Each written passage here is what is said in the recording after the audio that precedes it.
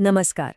Hindu calendar में ना एक महीना ऐसा आता है जो सिर्फ बारिश की फुहारें नहीं लाता, बल्कि अपने साथ लाता है भक्ति और उत्सवों की एक पूरी बहार। जी हाँ, आप सही समझे। हम बात कर रहे हैं श्रावण मास की, जिसे हम सब प्यार से सावन का महीना भी कहते हैं। असल में ये महीना सिर्फ मानसून का नहीं है, बल्कि ये तो गहरी आस्था और रंग-बिरंगे त्योहारों का एक बहुत ही खूबसूरत संगम है। तो चलिए आज साथ मिलकर इस महीने की आध्यात्मिक और सांस्कृतिक यात्रा पर चलते हैं। इस सफर में हम श्रावण के खास त्योहारों और परंपराओं को समझेंगे। आपको पता है, इस पूरे महीने की लय तय होती है चांद की कलाओं से, जिन्हें हम दो हिस्सों में बांटकर देखने वाले हैं। तो होता ये है कि पूरे महीने को चांद के हिसाब से दो हिस्सों में बांटा गया है। पहला है कृष्ण पक्ष, मतलब जब चांद धीरे धीरे घटता है, और दूसरा है शुक्ल पक्ष, जब चांद का आकार बढ़ने लगता है। और यही चांद का घटना बढ़ना इस महीने के सारे रीति रिवाजों को दिशा देता है। चलिए तो शुरुआत करते हैं कृष्ण पक्ष से, जब चांद धीरे धीरे अंधेरे की ओर बढ़ता है। देखते हैं कि ये 15 दिन अपने साथ कौन कौन से खास व्रत और मेले लेकर आते हैं। कृष्ण पक्ष की कहानी को हम 3 हिस्सों में समझ सकते हैं। सबसे पहले वो साप्ताहिक व्रत जो इस महीने की धुन तय करते हैं, फिर कुछ खास तिथियां जिनकी अपनी अनूठी परंपराएं हैं, और आखिर में हरियाली अमावस्या का बड़ा उत्सव। इस महीने की भक्ति की रीढ़ है ये साप्ताहिक व्रत।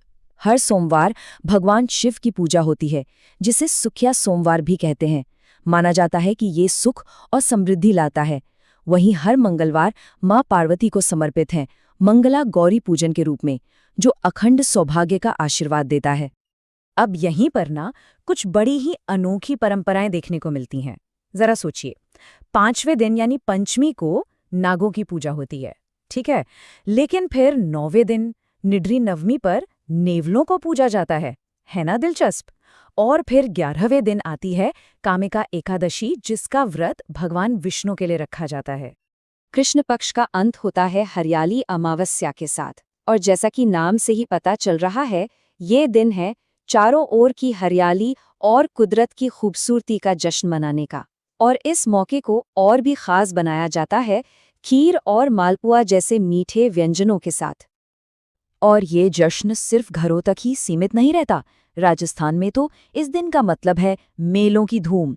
उदयपुर में फतेह सागर के किनारे मेला लगता है, तो अजमेर के पास मांगल्यावास में पवित्र कल्पवृक्ष के नीचे भक्तों की भीड़ उमड़ पड़ती है।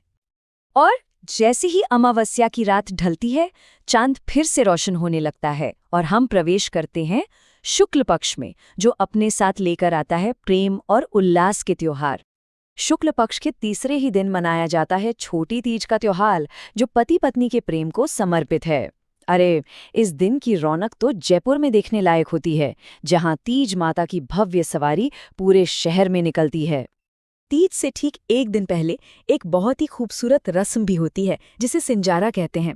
इस दिन नई नवेली बेटियों को उनके ससुराल से तोहफे भेजे जाते हैं, और वे पारंपरिक लहरिया ओढ़नी पहनती हैं, जिसकी रंग बिरंगी धारियां सावन का ही प्रतीक मानी जाती हैं। अब हम पहुंचते हैं महीने के सबसे रोशन दिन यानी पूर्णिमा पर। ये दिन रिश्तों के एक ऐसे बंधन को समर्पित है जो पूरे भारत में मनाया जाता है। महीने का समापन होता है रक्षाबंधन के प्यारे त्योहार के साथ। ये सिर्फ एक धागा नहीं होता, बल्कि ये तो भाई बहन के बीच विश्वास, सुरक्षा और अटूट प्रेम का प्रतीक है। वैसे इस पूर्णिमा के और भी कई रूप हैं। इसे नारियल पूर्णिमा भी कहा जाता है। और एक अद्भुत मान्यता ये भी है कि इसी दिन पवित्र अमरनाथ गुफा में बर्फ से बना शिवलिंग अपने पूरे आकार में आ जाता है, जो इसे आध्यात्मिक रूप से और भी महत्वपूर्ण बना देता है। और हाँ, ये दिन सिर्फ भाई बहन के रिश्ते को ही नहीं, बल्कि माता पिता के प्रति समर्पण को भी याद करने का दिन है। इसी दिन श्रवण कुमार को याद किया जाता है, जिनकी कहानी निस्वार्थ सेवा की एक मिसाल है। श्रवण कुमार की कहानी माता पिता की सेवा का शायद सबसे बड़ा उदाहरण है। उन्होंने अपने नेत्रहीन माता पिता को कांवड़ में बिठाकर तीर्थ यात्रा कराई। बहुत दुखद था कि राजा दशरथ के एक अनजाने बाण से उनकी मृत्यु हो गई, लेकिन माता पिता के प्रति उनकी भक्ति की विरासत आज भी लाखों लोगों को प्रेरणा देती है। तो व्रत, त्योहार और परंपराओं की इस पूरी यात्रा के बाद आखिर ये श्रावण का महीना हमें सिखाता क्या है? इसका असली संदेश क्या है? अगर हम देखें तो श्रावण का महीना हमें 3 बहुत गहरी बातें सिखाता है। ईश्वर के प्रति अटूट भक्ति, प्रकृति के साथ हमारा जो गहरा नाता है वो, और हमारे पारिवारिक रिश्तों की अनमोल गर्माहट। ये सब हमें एक बहुत ही अहम सवाल पर लाकर छोड़ देता है। आज की इस तेजी से बदलती दुनिया में इन सदियों पुरानी परंपराओं का हमारे लिए क्या मतलब है? ये एक ऐसा सवाल है जिस पर हम सभी को सोच